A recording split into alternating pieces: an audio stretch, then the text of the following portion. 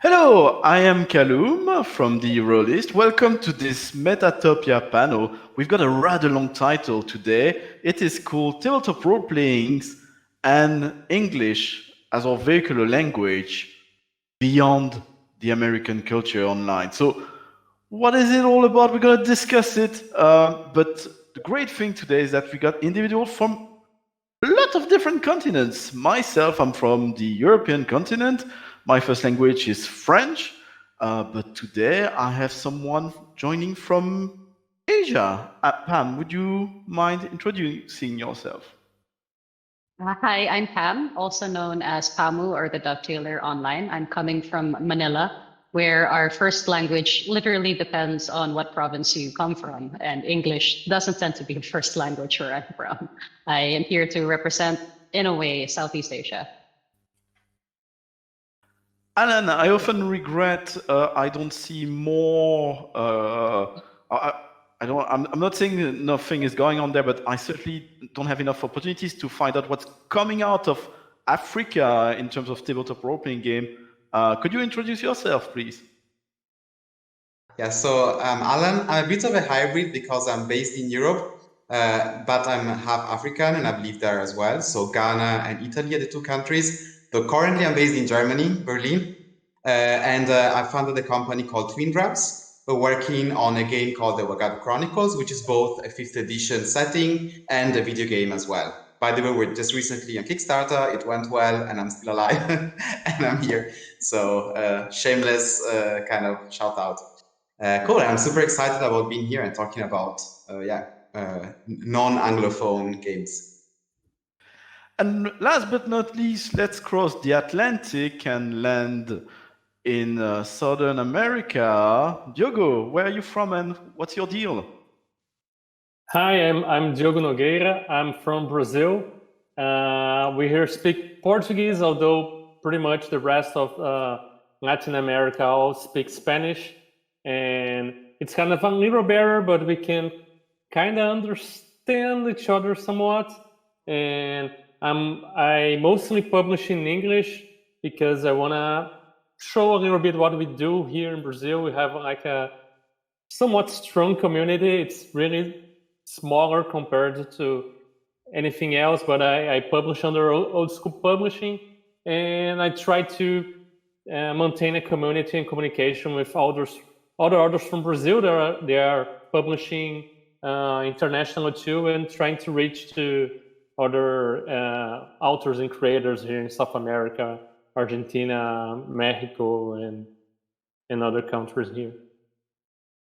Great. Well, let's get started. So, what do we mean actually? What does that mean that today, the four of us, we have that in common, that we're using English as our vehicular language? And what do we mean when we say that we engage online in an environment which is dominated by the US demographics? Pam, do you want to start?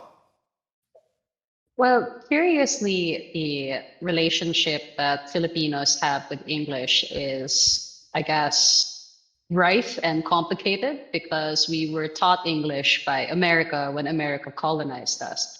And that influence carried a lot farther, despite the fact that Spain had come before America and had stayed in for 300 years. So English is sort of it's supposed to be the neutral sort of language that every province theoretically should use or understand. It is also the language of business primarily, beyond Chinese, and it is also the language of the educated and the elite. And interestingly enough, the hobby of tabletop in the Philippines is the hobby of rich people, mostly because there are educational barriers in place. There are also it's also very expensive for us. For context, a book, any kind of tabletop book, if you could even get it in Manila, is at least marked up maybe 50 to 100% because of the shipping. So it's an interesting and controversial topic to deal with when it comes to English. When we engage with online spaces, it's really because there is no industry down here. And it is hard, especially for, let's say, women like myself or queer folks, again, like myself, to engage with a hobby in a predominantly male space that is also dealing with its own stuff. So I guess that's the long and short of it, when it comes to English as the vehicular language, it is a bridge, but it is a rife bridge. It has a lot of baggage attached to it, and it has a lot of cultural contexts that even English speakers from beyond our shores might not understand. So, if I understand correctly, unlike myself, who come from a French-speaking environment where French is to some extent the national language, or Diogo, if I know correctly, where Portuguese is the national language, actually where you're from, English is the vehicular language, not only when you interact with foreign countries, but within your own country. Is that right? Something like that, yeah. It is the language that is encouraged in educational institutions, but the problem there is most people do not even most people don't even graduate from grade school or high school, where we're from. And it is difficult to say that you should speak a particular kind of Filipino, because what do you mean? We have 7,107 islands. Our languages are languages. They are not dialects, they're languages. So in my home province alone, there's Tagalog, but if I go next door, they might be speaking something else entirely. So again, English could be a neutral thing, but how do you use that tool? Should you even use that tool, and at what cost does it come to? So, Allan, you come from Ghana, among other places. Is English one of the national languages in Ghana, and are there other native languages which cohabit within the country? Yeah, so I think that's a very interesting topic. As I was listening from Pamela, I was just thinking, oh, that resonates so much because it's so similar across the continent, in Ghana and the rest of Africa. So just for disclosure, like I'm both Italian and Ghanaian. So I was based in Ghana before moving here, but I grew up mostly in Europe. So I kind of got a bit of both perspectives. And it was really fascinating for me to see like how in Europe, we take it so much for granted. In Europe, you just grow up going to school, speaking your native language. Your teachers speak your native language, your TV is in your native language. It's such an advantage, like be it Italian or French or English or German, like everything is your native language. And even as a kid, you don't have this. I mean, sometimes you have a bit dialects, but again, dialects are still part of a language, right? As Pam was saying, it's not like completely different languages. But then, for instance, in Ghana, and in most African countries, you literally have, like when you go to school, you're faced with a completely different language. So mostly it's English, of course, in Ghana. In other countries, it might be French or even Portuguese. And this is like it's a bit of a shock, basically. Like there's even research on this, that kids that are actually educated in another language tend to stay behind and struggle because you're learning not just maths or geography, you're actually learning English or French or another language on top of it.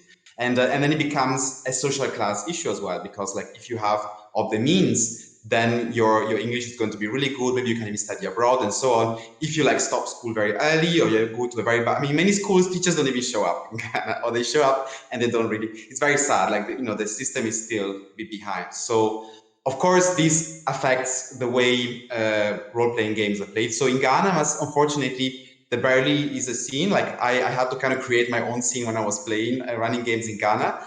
In the continent, I would say South Africa has the strongest scene, and it's mostly for financial reasons, because being able to access the internet, even just downloading the PDFs, even if they might be free, some of them, it's just you need to have a hardware that can download it, and a good connection, and you cannot waste all of those megabytes probably. So there's definitely a focus in South Africa, and the language too, yes, many people speak English, but most people speak it as a second or third language, or French, because then you have quite a big split on the continent to that Francophone, Anglophone. And so kind of often I notice my African Francophone friends, they usually look at France for things. So even the role-playing, what they know from video games is like more influenced by Francophone media. And it might be neighboring countries, but somehow then you have these projections of like the ex-colonial powers. You see it even in how they see video games and tabletop games. So it's definitely a very complicated topic with so many layers: social class, education, geography, colonial history. So what was being said before by Pam really resonates to me. I'm not going to even open the queer topic because I'm queer as well, but I'll leave that for later. Diogo, is the situation somewhat simpler in Brazil? Is Portuguese more dominating, and do you have a strong fear with Portugal itself, maybe? Yeah, basically Brazil just have the Portuguese as a language. We do have still have indigenous people in some isolated areas, but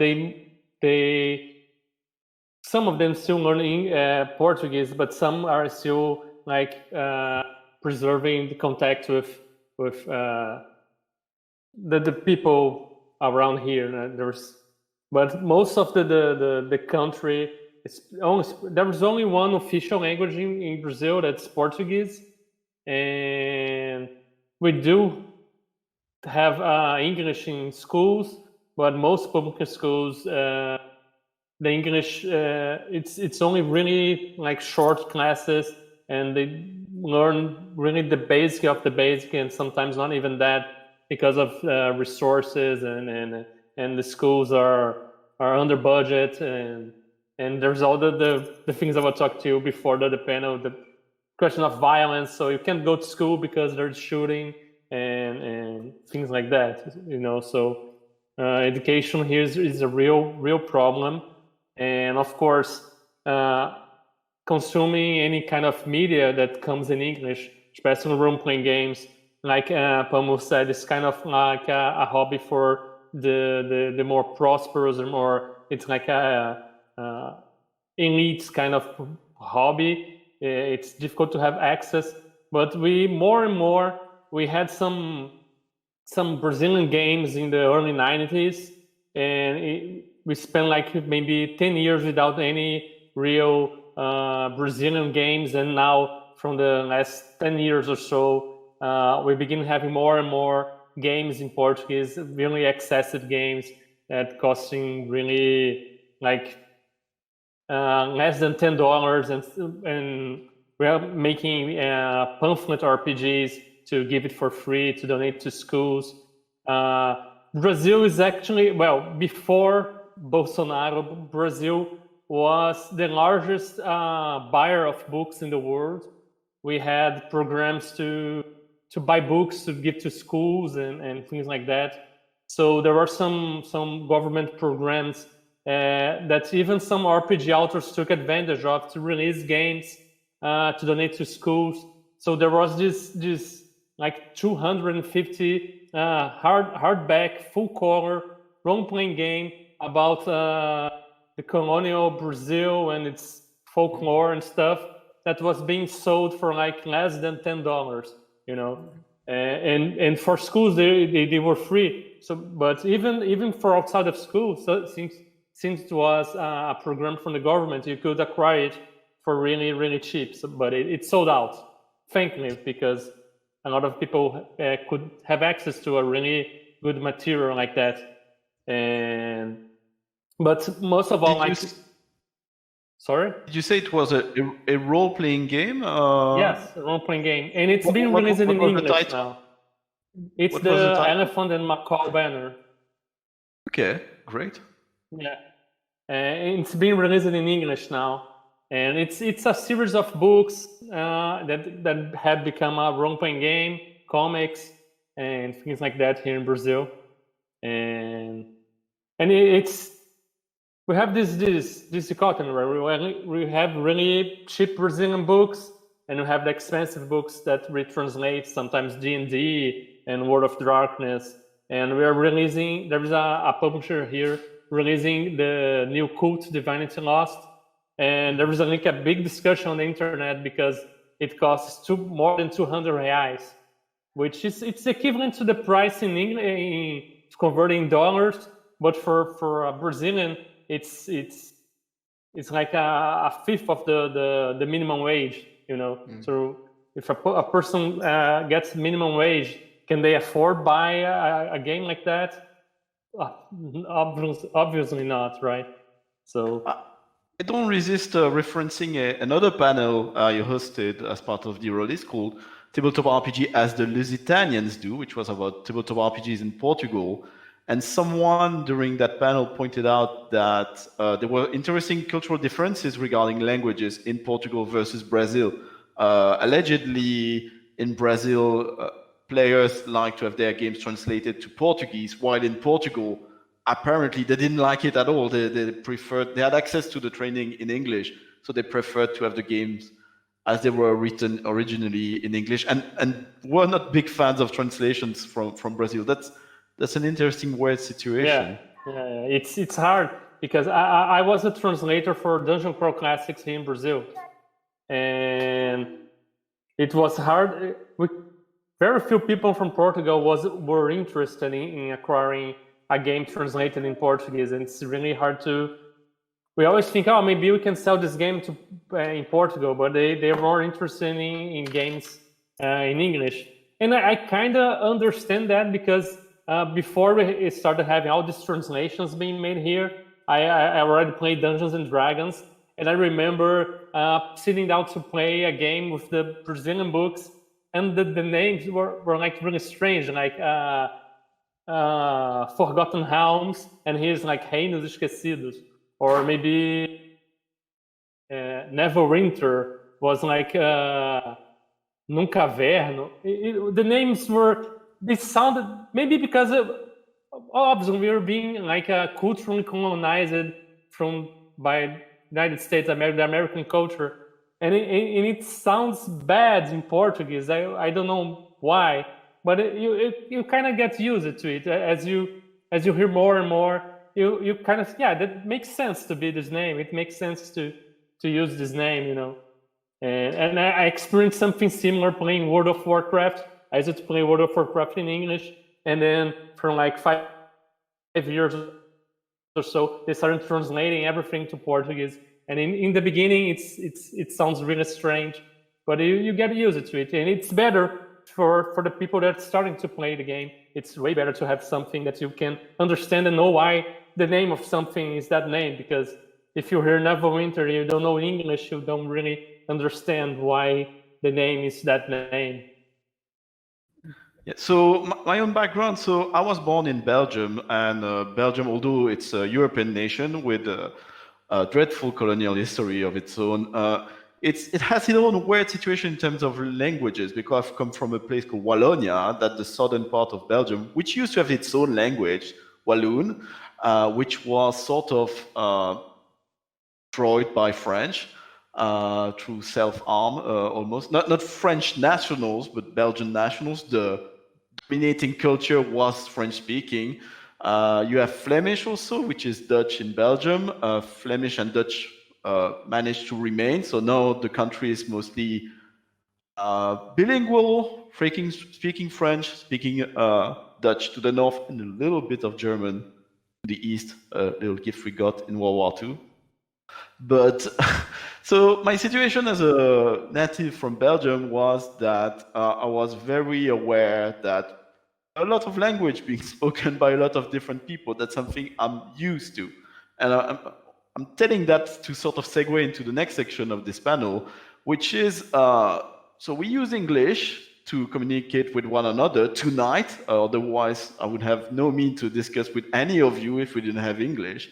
So that's a great opportunity, and we got the internet, another thing without which this panel wouldn't be possible.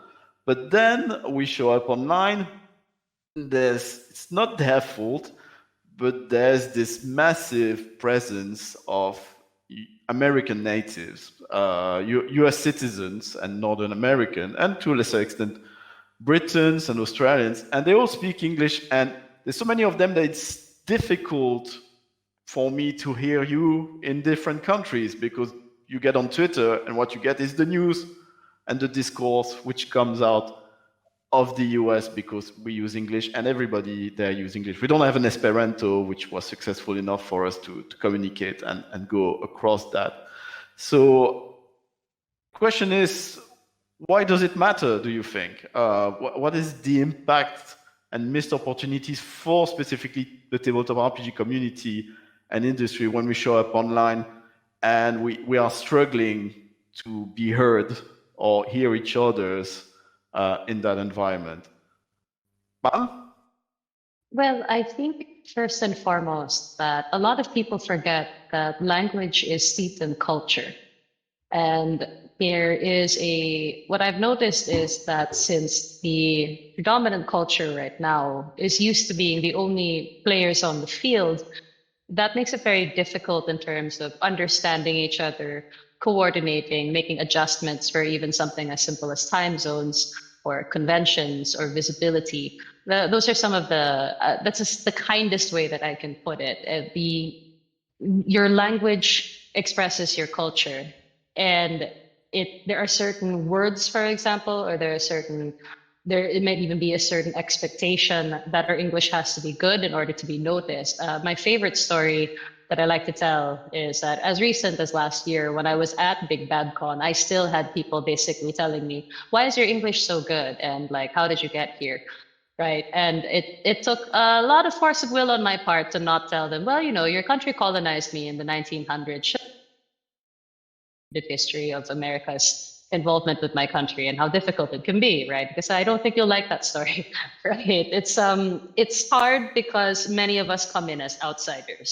When we come in as outsiders, more often than not, two things happen, is what I've noticed. One, we are objectified and exotified as the strange new thing that has appeared on the scenes. Particularly, my biggest example, of course, would be RPGC, the movement I'm part of, where Southeast Asian creators are all flooding the scene, surprising everybody by suddenly being there. Yeah. I'm okay. With Big Bad Con, I still got questions, as I said, about why is your English so good? And as well-meaning as people can be when they say that, that's not exactly well-meaning to tell somebody who came from a country that was colonized by your country in the 1900s, where where I have a family story of my grandfather dealing with the Japanese and also never getting his pension from the States until it was too late. Like that sordid history, right? So again, my analogy there is, as I observed, two things happen: objectified or exotified, where you are the shiny outsider, which is what a lot of my RPGC and friends and I experience. We are the new people, and people treat us like some sort of discovery, when in fact we've been rolling dice since the 1970s to the 1980s. And we have many times better English command, or rather better command of the English language than some native speakers of English do, which is intriguing. And on the other hand, you have outright racism, where we must adjust, we must be good, we must fulfill model Asian minority things. And if we speak out, or if we talk about our worst experiences of harm or outright abuse, it is seen as us being too noisy. So it's that weird balance of how do we enter into these spaces when we are fundamentally treated a certain way already because of our faces and because of what we do, or we are expected to sacrifice and learn to get along. It's dark, I guess. I'm speaking very bluntly as somebody who's been in the industry for only about 2 years. But the communities do have a lot to learn when it comes to dealing with more of us coming out, because we're not the first and we won't be the last. So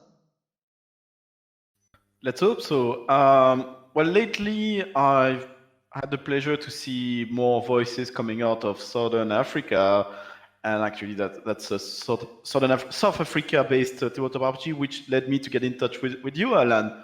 So what's your own experience with that? What do you think?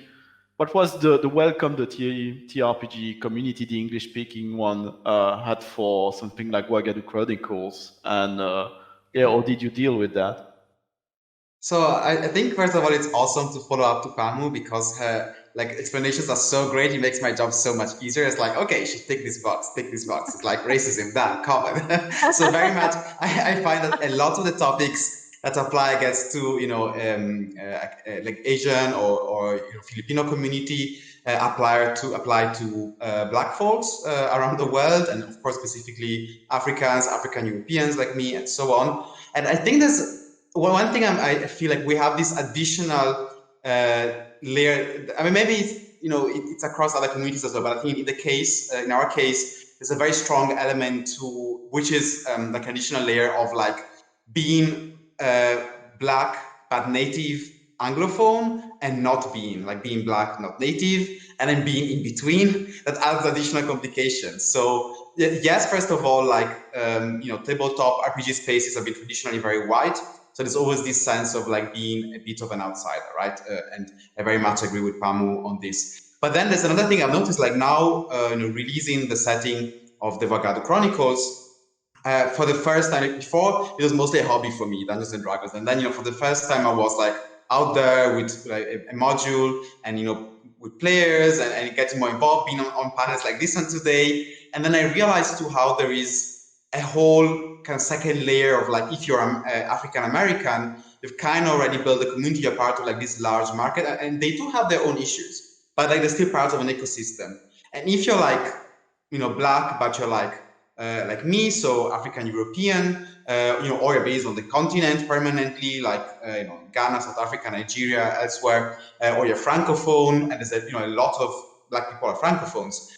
There's like this additional level of like, how do we find each other and how do we get our voices heard? And it's just like, I never been thought about it too much. And now that I'm getting into it, I'm like, wow, this is complicated. Because there's some things that apply to us don't apply to them. Some things apply to all of us. Some things that apply to people, Black Africans based in Africa, don't apply to me as an African European based here currently. And so I think, but I must say overall, I find that, and maybe I'll play a bit like the devil's advocate on this, that English is more of a force for good in this case. Like it's kind of bringing us together. It's allowing, me to speak with Americans, to speak with South Africans, as you said, Kalum, like to connect throughout. Like I've been actually connecting with African role players more now through the internet than when I was based in Africa, I find, just because like the internet and English, that's so great. But on the other hand, we're doing this on the fringes. And yes, then you do get these comments, like people like wondering why you're there, basically. They wouldn't say it like this, but it's like, who are you? Like, what's going on? And so it's so complicated. But I do think, from a personal point of view, that being in this position of like speaking other languages and then English as a medium of international communication is a privilege for me. I think it's awesome. Like, and I grew up in a household where we spoke, like there was an African language, there was English, there was Italian. It was like actually two African languages. It was like really a mix of everything. Actually, my grandmother understood a tiny bit of Portuguese as well, because my African ancestors actually were ex-Brazilian Black slaves that fled in the 19th century. So there was like literally, so just a shout out to Brazil. There was a bit of everything there. I think that's cool. And I hope the community moves more and more in this direction. So like kind of, yes, there's English, and I think it's awesome, and we should keep it as a medium of communication, but then kind of be more aware that it's normal that we're all using English as an international language. So to be aware as an American, as an Australian, so like that English is just one of the languages, right? But it's going to be a long path, I think. It's very interesting how you've got. Sorry, I'm going to start over. It's very interesting how you've got such an array of experience, because I'm personally quite fascinated to hear more and more from not only through RPGC but others, the view not only on tabletop RPG but a number of issues from Asia, which is not the same as Asian immigrants in the US. I'm very interested to hear the voices coming from Africa, which are not the same as Afro-American. The contrast is very, very important. And as a white person who's privileged, I mean, not only I'm white, I'm a male.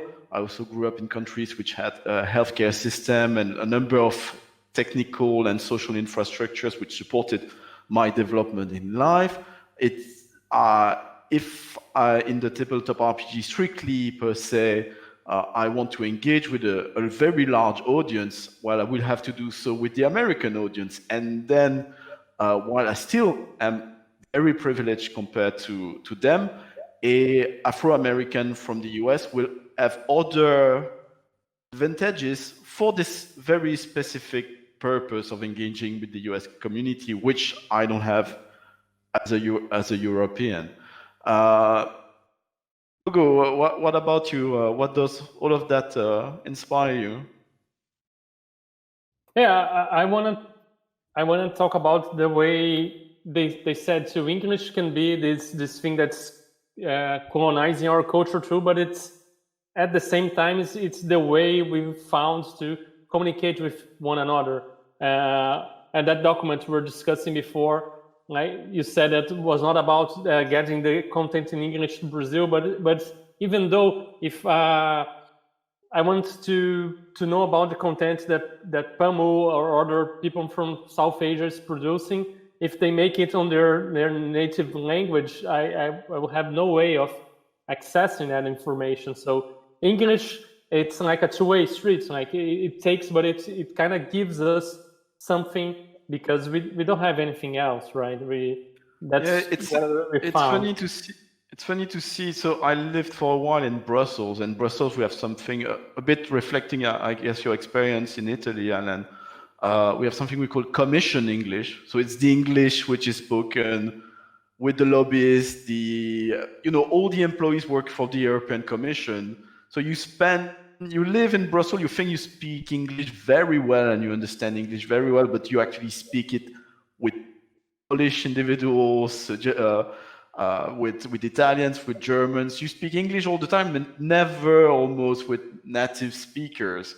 But it's this platform language. And then you show up outside, you show up in London, and suddenly you're like, people don't understand you, or you don't understand people because their accent or their speed is quite different. And also the impetus is not the same. Everybody's not as proactive in understanding what you are saying as we are if I'm speaking to a Pole or to an Italian, because we all know that we are meaning things, we contextual things much more. It's interesting also because due to the concept of imperialism in the Philippines, because Manila is our capital, and it was colonized primarily by Spain. And because it was colonized by Spain, you assume the entire Philippines was colonized by Spain. But in actuality, it was only really Manila and a couple of other places. So there has developed a culture of centrism towards Manila, that anything that matters to Manila is what matters to the Philippines, but that is not the case. So when it comes to English, for example, if you are a Filipino from Manila and you go to a province and you speak Tagalog, which is usually recognized as Filipino by the international audience, they will actually do a quiet act of passive aggression on you and speak back to you in English, as if telling you subtext-wise, hey, don't bring your Tagalog into my province. We don't speak your language. So let's just speak English so that we can get along, because it's insulting that you're bringing your Tagalog into our space when our affairs have nothing to do with you. So it's a very complicated issue, and I can, again, only speak for the Philippines. I have a few eyes on Southeast Asia and how they wrestle with English, but the Philippines alone is already a rodeo. Like I forgot to mention as well that I'm glad that Kalum brought up the idea of privilege, because I am considered privileged, very privileged in the Philippines. The fact that I can be on this live stream right now, speaking in straight English and engaging with people around the world, because I am a designer for tabletop, which is a niche hobby, means that I come from a backbone of privilege. Most people here will not even know what it means to roll dice outside of gambling, right? And the idea of a pretend world that you sit in when you play with your friends, the first thing they will think are mobile games. And it's a very strange place for me to occupy, because in my country, I'm rich, but when I go out, I'm not. And when I go engage in online spaces, I'm also not the privileged one here. So it's so complicated. I think we could talk in several panels about this stuff. Yeah. Just it's one on. So, go ahead. No, go for it, yeah. Yeah, it's just like here too. Like for here in Brazil, if someone looks at me and say, "Well, Diogo is white," and for people outside of Brazil, I am not. And for some people, I'm Latin, and for people from Latin America, Brazil is not Latin America because it's not Spanish. They don't have the same characteristics. I really don't understand the place of Brazil in all of this, because I don't know. I've been called a fucking Mexican in the United States, but I don't know. I don't know how to classify. It looks like this classification depends on who is looking towards us, and it's really weird. Yes.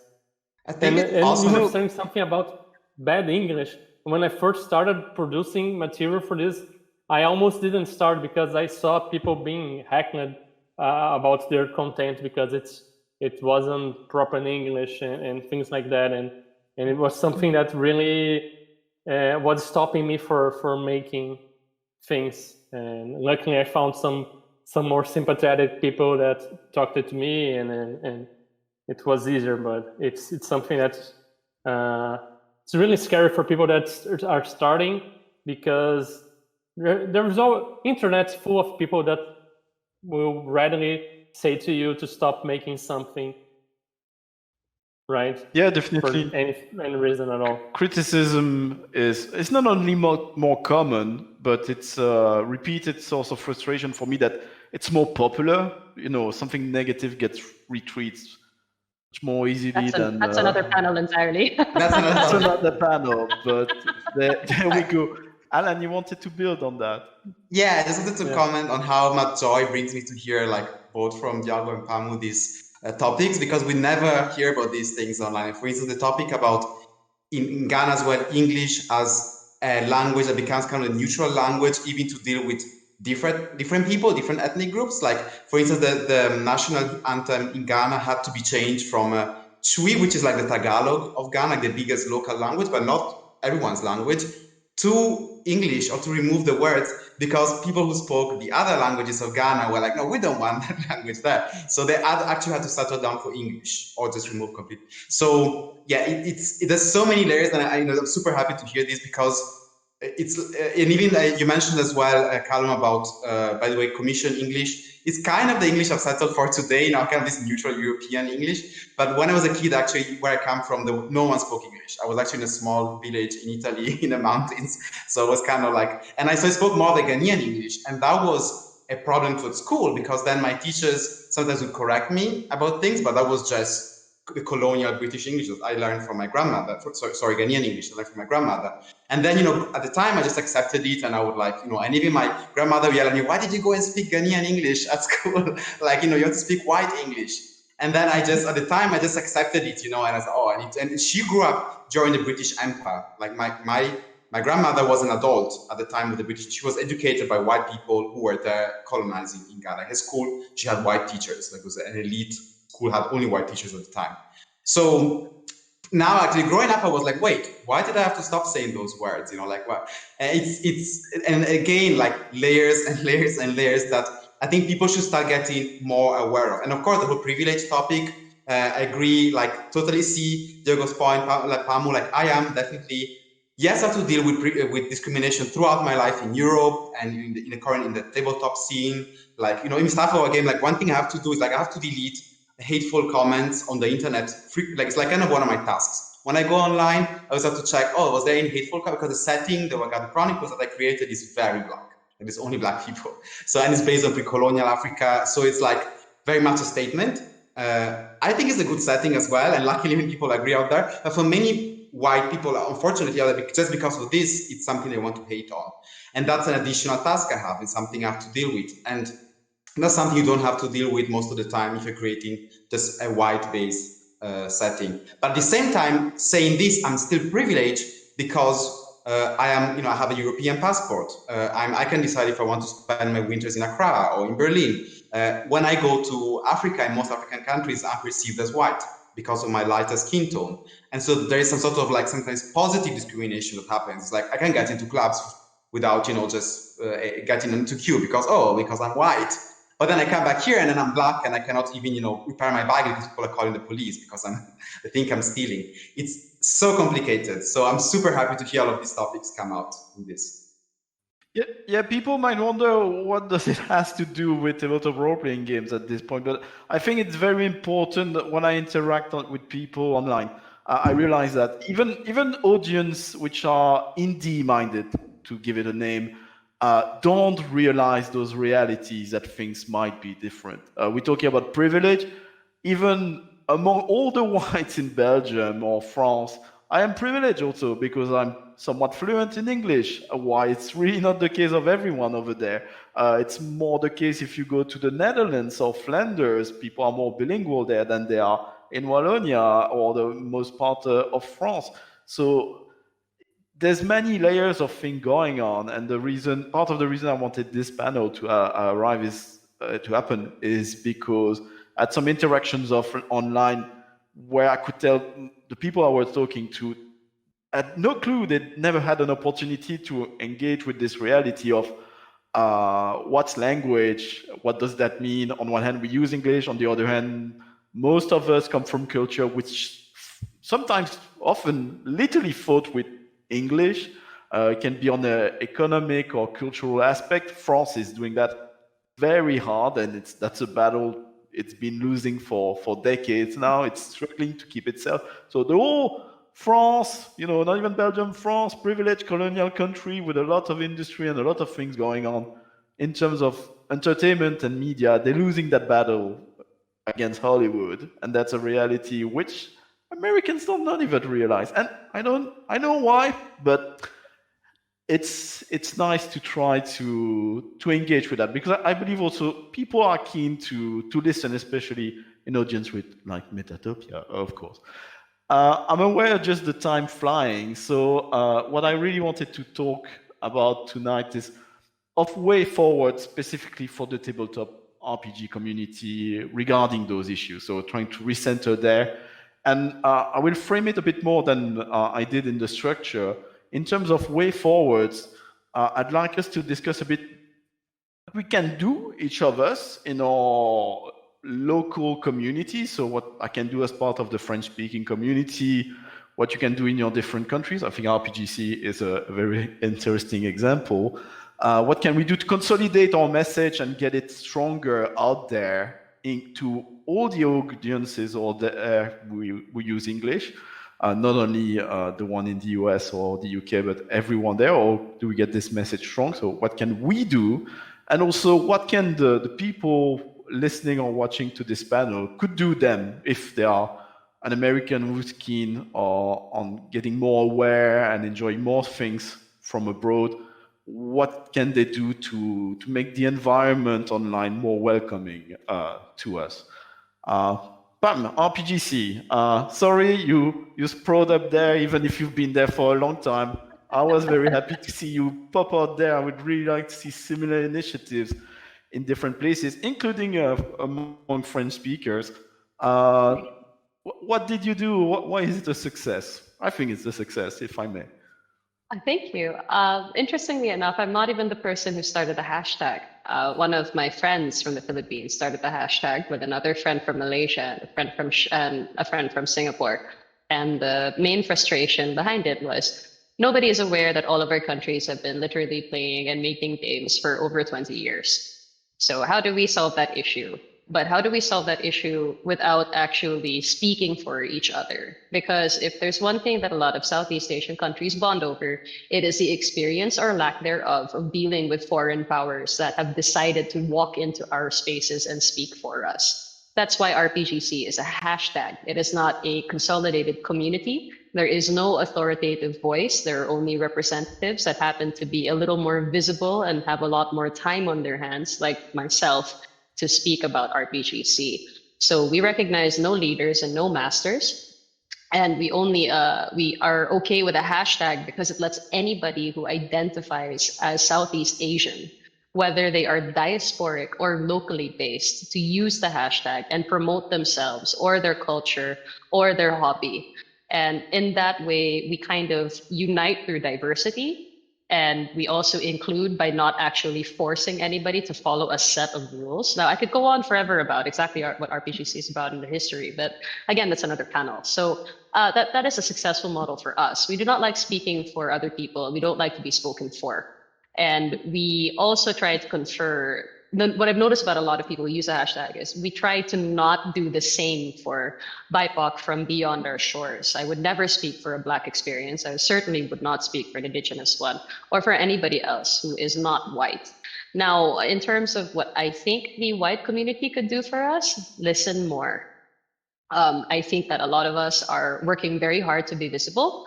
So the more that people listen and the more that people educate themselves and the more that they stay fundamentally open and humble and realize that, while you might not be a bad person, you are coming from a particular historical context that has a particular historical relationship with mine. So it would be better if we could level on that rather than me having to constantly explain myself and why these things are hard for me. Because more often than not, I might have the words, but that took a lot of pain, struggle, and frankly, anger. Not a lot of people in my position have that privilege to be able to process it and figure out how do I reach a wider audience and make them understand that there is so much out there. We have so much to offer. We could learn from each other. And honestly, the American market is very important for creators like myself because there is no market here. There are people who make games and there are people who try to make it out on their own, but there are no big industry names for tabletop that are visible in the Philippines. So when we do our own marketing, we have to go indie. And that means that people will have to look to our Patreons to support us or check our Twitter feeds out and see if they could hire us. And again, part of that is listening and hopefully not boxing all of us into, hey, you know, if I want to do Southeast Asia, let's only cherry pick a few people that seem interesting. It's honestly a setup of take us all if you can, or don't take us at all, because you're not doing any favors by picking only a few people. If you want to learn more about RPGC, check the hashtag out. Don't just check me out. Word. And is there any chance, or would you know of any initiative similar to that? Is there any hashtag people could follow for the African? I mean, Africa is such a huge continent. We always put a single word on that massive mass of land going from Northern Africa, where people speak a bit more French. It's got a very different history than Central Africa and then Southern Africa. But are there sub-regional or even Pan-African initiative out there already, or are you about to launch one following this panel? So maybe that could be. And I'm just going to answer like the two questions you mentioned. Like one, the rhetorical question, like why does it matter? Like what we're discussing before about racism and privilege and so on. And I just want to quickly say that that is so important as a context to understand. Like, you know, for us, like why do I have to deal with racism online if I just create my tabletop setting, you know, and be drained by that because of the historical context of what has happened to Black people and how they've been vilified, or why even I, as a African based in Europe, have the access to create a setting and then to get it out there. And actually, I worked for free for a long time to get this out, whereas like many Africans on the continent haven't been able to do this yet. And more and more, hopefully this will happen. But there's a reason why it's me speaking now and not someone from Congo. And I hope next time it's going to be someone from the deep of Congo, like calling for the next call. But we need, this is like, and probably if it's not someone like me in Europe, it's probably going to be an African American or maybe from South Africa. So we need to, the historical context is super important. So we need to understand where we're going. And another thing is like, and I think Pamela was mentioning that to some extent, because of the colonial history and what has happened to us, the market is very small as well. So for instance, for my setting, even if it's like very African inspired, I'm kind of forced to look outwards and to kind of look especially at the US and make sure that they're involved. And there's lots of things I like about the US as well. I think there's lots of interesting things going on and scenes and so on. But at the same time, it is a disadvantage as a foreigner, someone from out of the continent, to be always having to look at my percentages and see the numbers, like 60-70% of my potential audience or my actual audience is US. And I have to think about this and adapt to it. So English becomes, there's no way that I could have done this in Swahili or Hausa or any big African language. No way. It's like not an option. Even my European first language, Italian, to be honest, is not a great choice because it's not like, it's just spoken in like one country in Europe. And it's not understood by most people out there. So because the US doesn't speak Italian, the US speaks English. So it's in the end, like everything connects, I think. And as you're saying, Kalum, I really hope that we'll have more initiatives coming from Africa. I think there's some cool things happening. You mentioned South Africa. There's some cool streamers. Check them out. I think awesome thing that the Comic-Con too was great. Like they were like really pushing the role-playing scene. I know Kenya is starting a bit, and there's an interesting bridge between comics and role-playing games in Africa. So what I'd say, what you can do is support and buy the products, like go and check it, because as I said, the markets are small because of what happened in the past. So we need, and sometimes some people go like, oh, cultural appropriation, I'm not going to get involved. I want to leave that for you. We have private spaces, and we'll let you know when we need those private spaces. But for this, in this case, when we're selling our products and we want people to support us, please support us. It's like, actually, this is an invitation to be part of it. So that would be my call for action, just to put money in. And as Pamu said, not just like one token case, try and look for more people, like just investigate, research, check the hashtags, Google a bit. And it's not super hard to find more than one creator, and just support them. Well, I just wanted to rebound on the idea of why the US is so important in terms of market. I mean, I could imagine a US citizen asking, well, why don't you do that in Europe? Europe's been banding together as the European Union in terms to have an influence over a number of commercial things. But when you come to products of entertainment or something like tabletop role-playing games, language comes into play again, and you face a fragmented market. You've got countries which each have a different language, and it's quite convenient.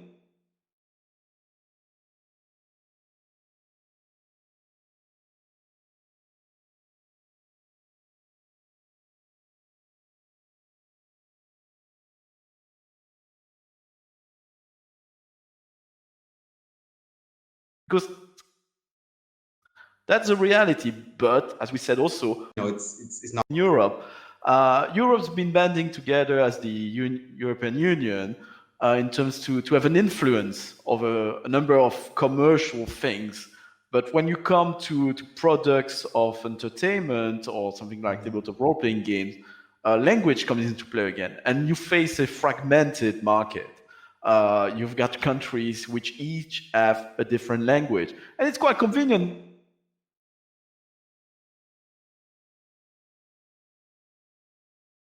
That's the reality. But as we said also, we might be using English when we are in the commission with politicians or privileged individuals, but there are not enough people in the wider demographics who master English sufficiently. And it's not just a question of privilege, it's also a question of culture and politics and defending your local identity through, championing Italian, German, Portuguese, Spanish, French. Those things need to be championed and protected from English influence.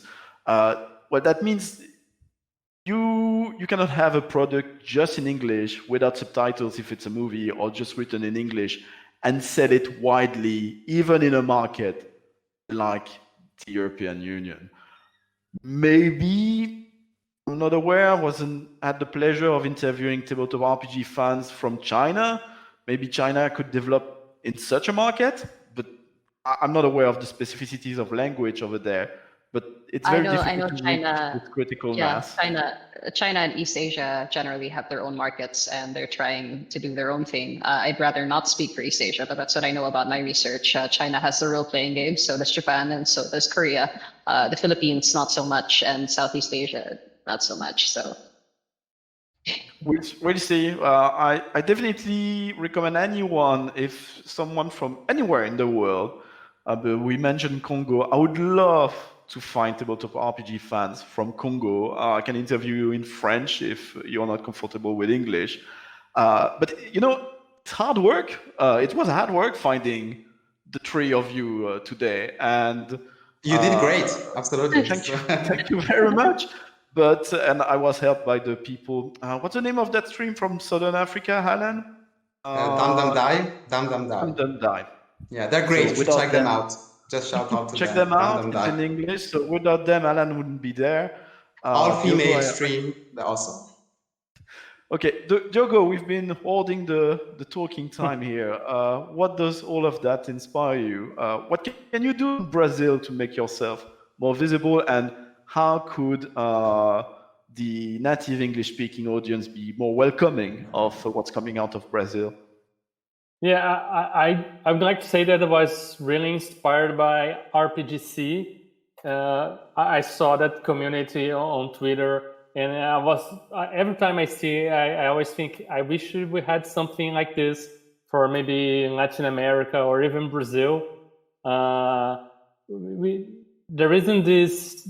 We're only beginning making things from international market. I think I was the first Brazilian creator that used a crowdfunding platform to publish a game in English. But we're seeing more and more people, at least from Brazil, creating stuff in English and sharing what we're making here. We have like some groups here in Brazil with me, Guilherme Gondido, Lucas Rolim, and a lot of creators who have created like a group in Facebook to share resources about public domain art, free applications for you to design your book or to make your games and graphic editing, or even recommendation of artists, editors, translators. We're trying to make people produce more stuff, even only in Portuguese. We began like this zine culture in Brazil. A lot of people are producing zine. I produced one of the first back when the Dungeon Crawl Classics role-playing game produced it here. But I always try to say to them, to try to, if you can, to make it in English and to show what we're doing here. And I even started a community about some Latin American creators, but it's really small still. I don't seem to find a way to get more people involved. We have some people from Argentina, some people from Mexico, some people from Chile, but it's still really small. We tried to create a hashtag for Brazilian OSR, but it was like BroSR, so it's kind of makes some kind of sexist because of bro. So I don't know what to do, and maybe BRZ OSR, because we really like OSR. So, and we're really studying how to promote things from Brazil. I even searched here if there is something like Latam RPG, but there isn't anything like that. And I really want to follow RPGC example and try to bring Latin American creators together somehow and promote what we're doing here. I'm always trying to learn what people are doing in Argentina, in Mexico, in Chile or Guatemala or any place. I wanted to see if they're creating something, but it's really, I don't know where to search or who to talk to. I have a friend in Uruguay. He says there is no Uruguay market there. There is nothing being created there, but I don't know. I know there is in Argentina and Mexico and Chile. There is some stuff, but I'm sure there must be something someplace else. But I'm still trying to find it, and I would like to promote it more. I don't know. We tried to make a zine from the Latin America RPG group in Facebook, but only me and another guy produced something to put on the zine. So the zine hasn't happened yet, but we are trying. You mentioned Diogo RPGC. There's this weird phenomenon. I hope it won't come across poorly, but I compare it like, we're on this Earth and the notion of other planets, like planets along orbiting another sun for a long time was something, we don't think this thing really exists.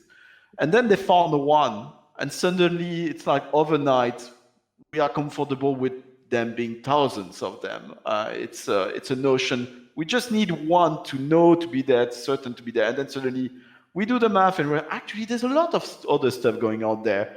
So we just need to break that little bubble of feeling that there's just English-speaking reality. There's just places where Dungeons and Dragons, I dropped the name, is the biggest tabletop RPG.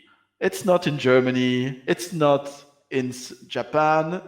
It was not. I'm not sure it's still today in France. And if it is, it's certainly not as overbearing as it is in the US market. It is in Brazil. It's not even as overbearing here in the UK than it is in the US.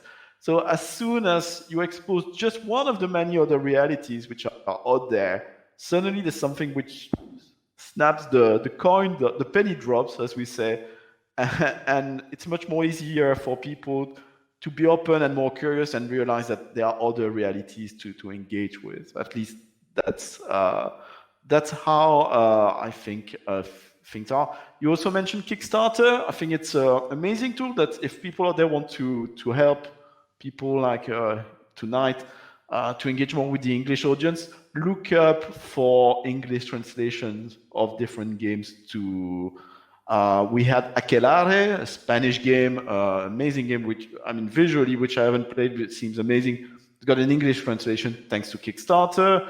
We got Shadows of Esteron, which had an original English edition from French, thanks to Kickstarter. So there are initiatives out there. So please, the English audience and the audience all over the world, by supporting this sort of initiatives, I think we're supporting each other and we're making everything a more diverse thing. And even if you're white, it benefits you because it goes beyond colorism or racism. There's just so many voices over there to listen to.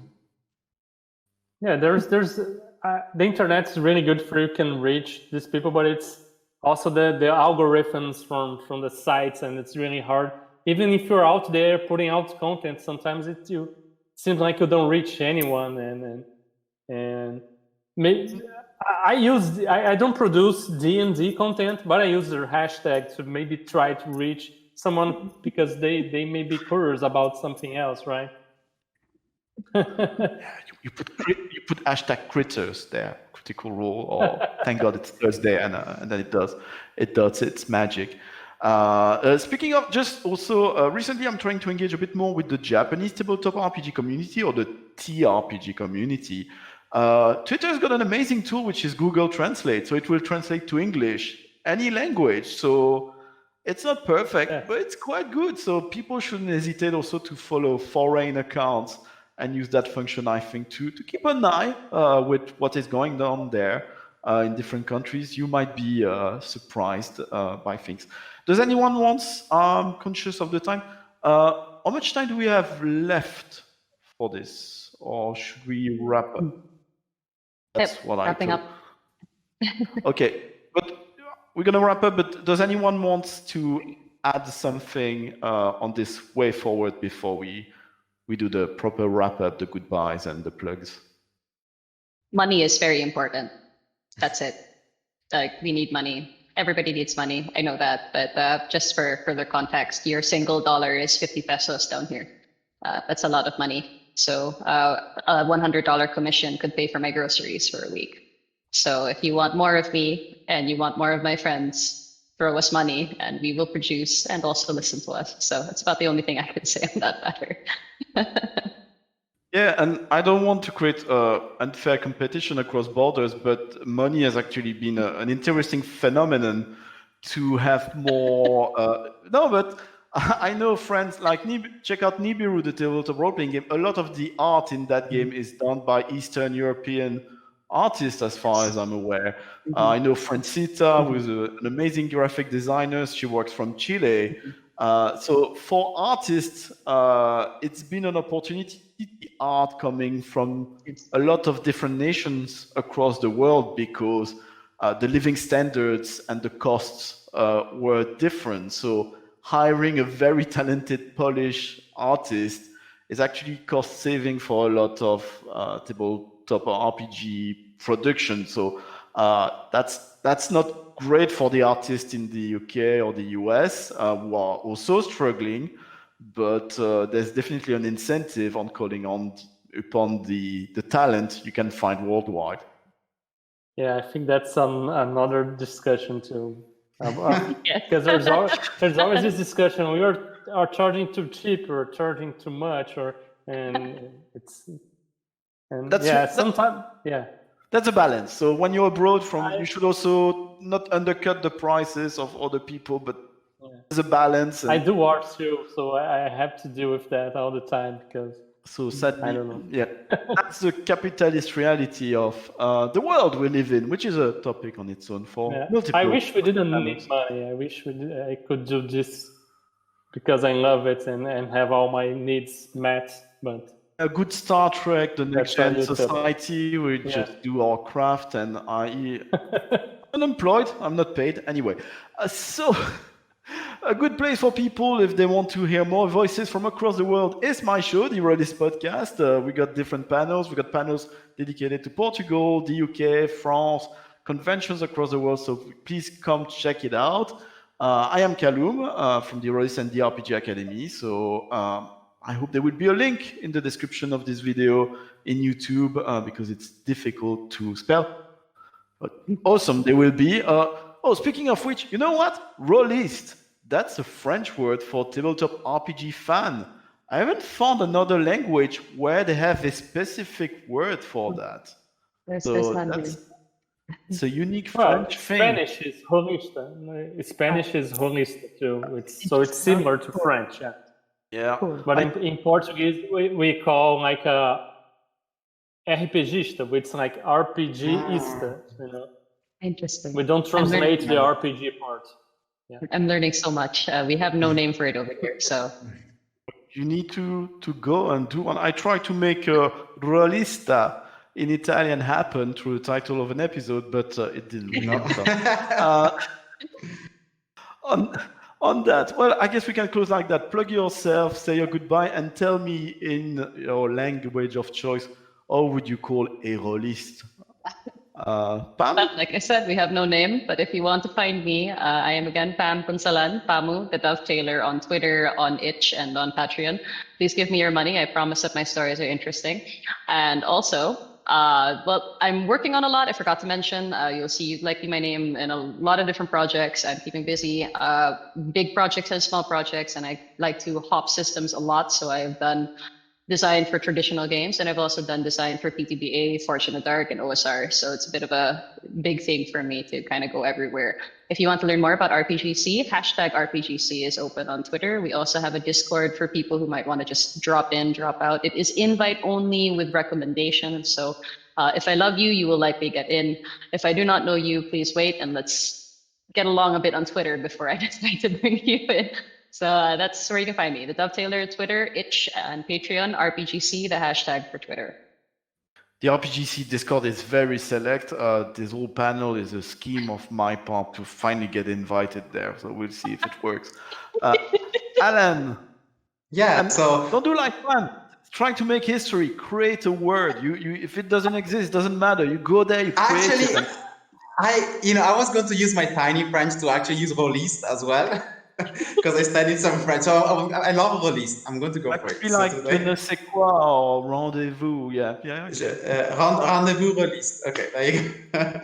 But yeah, it's. I think we should come up with more next time. I promise. But anyways, you can find me on the setting on the wagaduchronicles.com. Actually, there's a module for free. You can download with 300 pages, so you can check the setting if you like it. And end of next year, will be selling, like for now it's Kickstarter, but it's finished, but we'll be selling the books, PDFs, and maybe another version of the paper one from end of next year. But for now, you can download for free already a module. See if you like it, start playing with your friends. And at the same time, I'm running the company behind the Wagadu Chronicles is making a video game as well. So if you like the setting, you can check out the video game as well.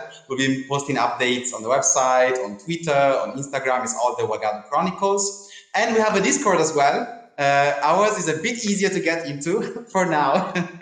And so you're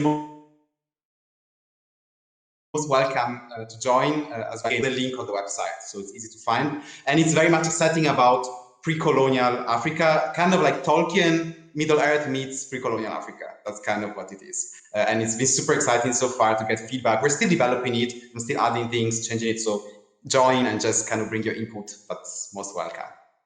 And thanks for having me, Kalum. You can find it. My pleasure. And you can find an interview where Alan tells even more about that on Doom Doom Die. Everything about the Wagadu Chronicles, including the fact that it's actually a setting for D&D 5th edition system, so the international language of D&D 5th edition or Overlord. Yes. You can use it to understand that setting. Diogo. Yes.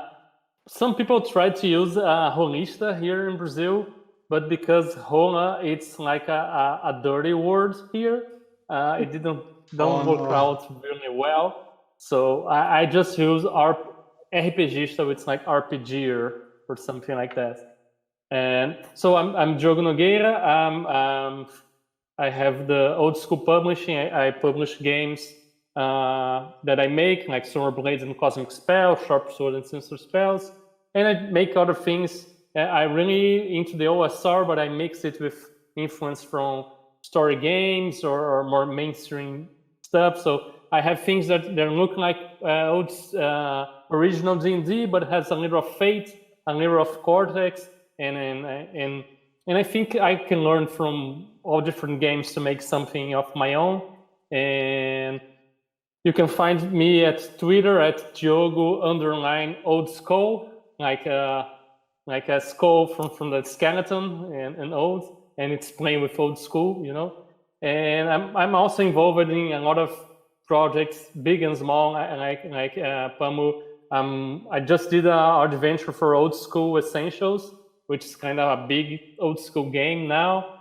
And I'm talking to other creators of other big games that I might be involved with. And I also do some art, black and white art. I'm doing some cartography here now for a game for Magpie Games. And I think that's it. I had something else to talk about, but I think I forgot.